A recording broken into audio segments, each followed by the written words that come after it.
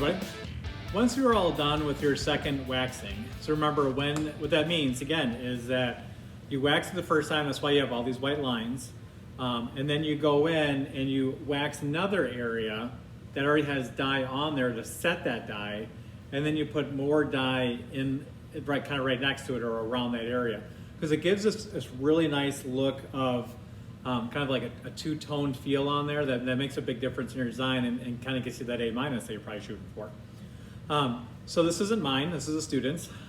The one that I was doing for the demonstration, if you remember, it was just like a practice piece to show what it is. So in order for me to show the next step, I asked the student if they wouldn't mind if I demoed on there, and of course they said yes. It's like a teacher asking you, hey, do you mind if I finish your homework for you?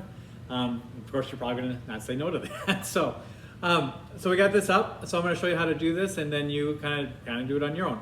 I have the hot wax going. You're gonna need one of these larger brushes. So again, they will be in this black container here. And you need to let it sit in the black, or let it sit in that wax for a little bit until these are nice and soft.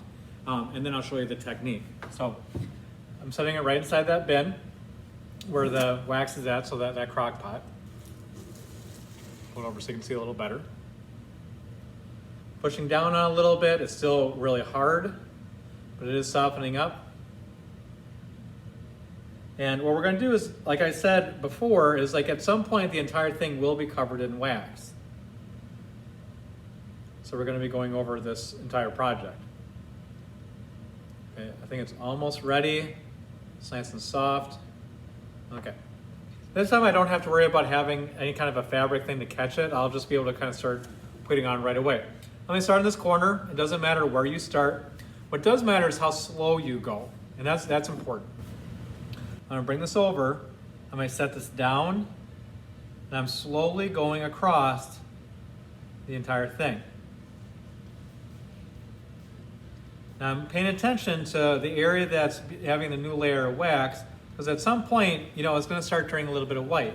I'm gonna flip this over because there's more hot wax on the other side, and I'm just gonna keep going. Now I'm gonna stop, so I went, almost about 12 inches. I'm gonna slide this over so you can see the entire process here.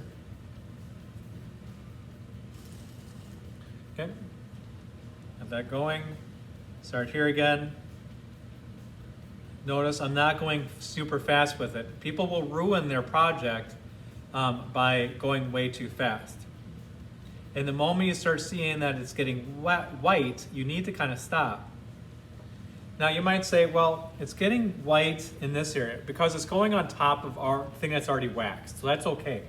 You gotta make sure that outside of those areas and we can flip it over when we're done to show you what I'm talking about a little more. But I'm gonna continue all the way down this line. Again, you can flip it over. You cannot put wax on top of wax easily. All you're going to end up doing is just putting layers upon layers of wax, and it's going to take you a lot longer to get all that off. So I did one. I'm going to go all the way through and do this entire thing. So I'm going to speed up the film here, and then we will kind of see where we're at.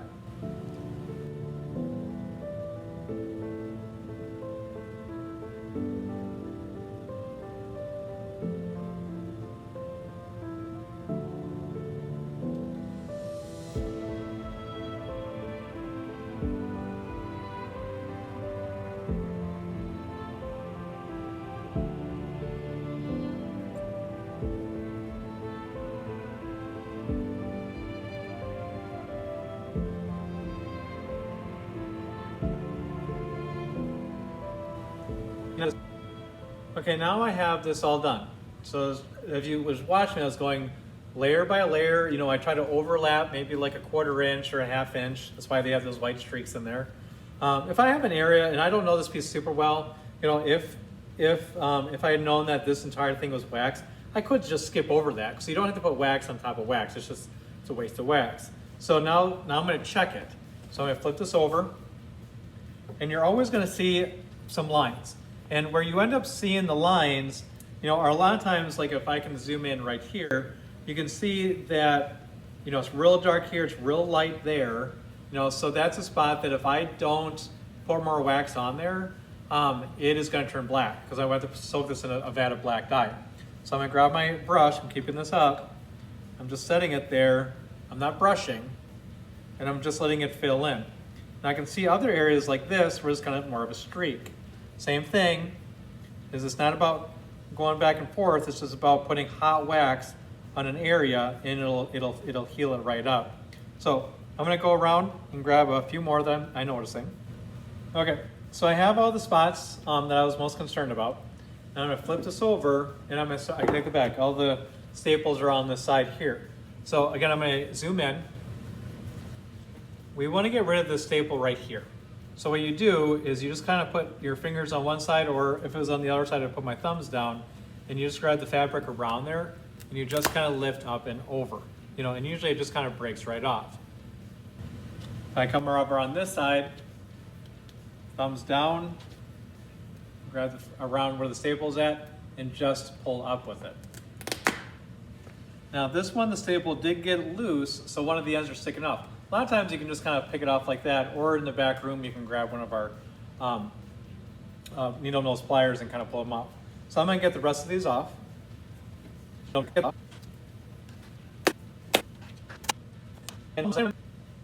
now I have all of them off. Now, as I was explaining before, sometimes, I mean, you should only have like 3 staples on this side, 3 on this side, 4, maybe 5 on that side, and that's about it.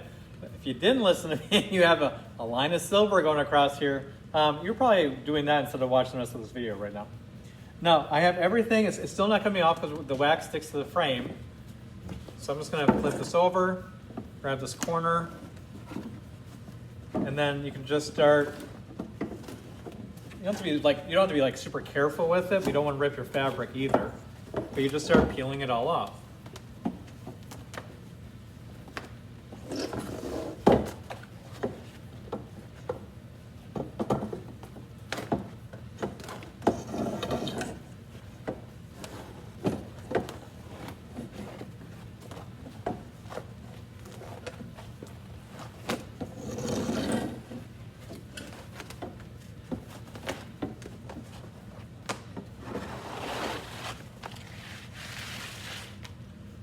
Okay, so I have this off now. Still hang on to this because just in case something happens, we need it for something. But for the most part, I guess you are done with it.